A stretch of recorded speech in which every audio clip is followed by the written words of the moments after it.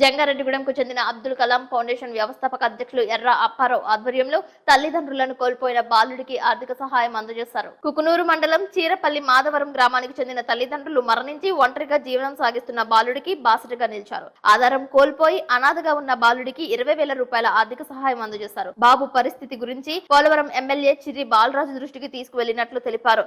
అనాథగా ఉన్న బాబు పరిస్థితిపై అధికారులను అడిగి తెలుసుకున్నారు. కుటుంబానికి ప్రభుత్వం అండగా ఉంటుందని భరోసా ఇచ్చినట్లు ఎర్ర అప్పారావు తెలిపారు. ఈ కార్యక్రమంలో మల్లేశ్వరం, సురేష్, ఆదినారాయణ, పీర్ సాహెబ్, నరసింహారావు పాల్గొన్నారు. ఈ రోజు కుకునూరు మండలం పోలవరం నియోజకవర్గానికి సంబంధించి చీరవెల్లి మాధవరం గ్రామంలో శైలజ అనే ఆమె డెంగీ జ్వరం వచ్చి మరణించడం జరిగింది. మా అబ్దుల్ కలాం ఫౌండేషన్ తరఫు నుంచి ఏదో చిన్న ఆర్థిక చేయూత ఇవ్వడం జరుగుతుంది. ఈ పిల్లలిద్దరికి కూడా తండ్రి చానాళ్ల క్రితం మరణించాడు. ఈ మధ్యకాలంలో తల్లి డెంగీ జ్వరం వచ్చి మరణించడం జరిగింది. పిల్లలిద్దరికి కూడా మన శాసనసభ్యులు మంచి భవిష్యత్తు ఇప్పించాలని బాలరాజు గారికి రిక్వెస్ట్ చేయడం జరుగుతుంది. మా అబ్దుల్ కలాం ఫౌండేషన్ నుంచి వారికి ప్రత్యేకంగా మేము వెళ్ళి కలిసి రిక్వెస్ట్ చేసి పిల్లలకి మంచి చదువు, ఆర్థిక స్తోమత కల్పించాలని కోరడం జరుగుతుంది.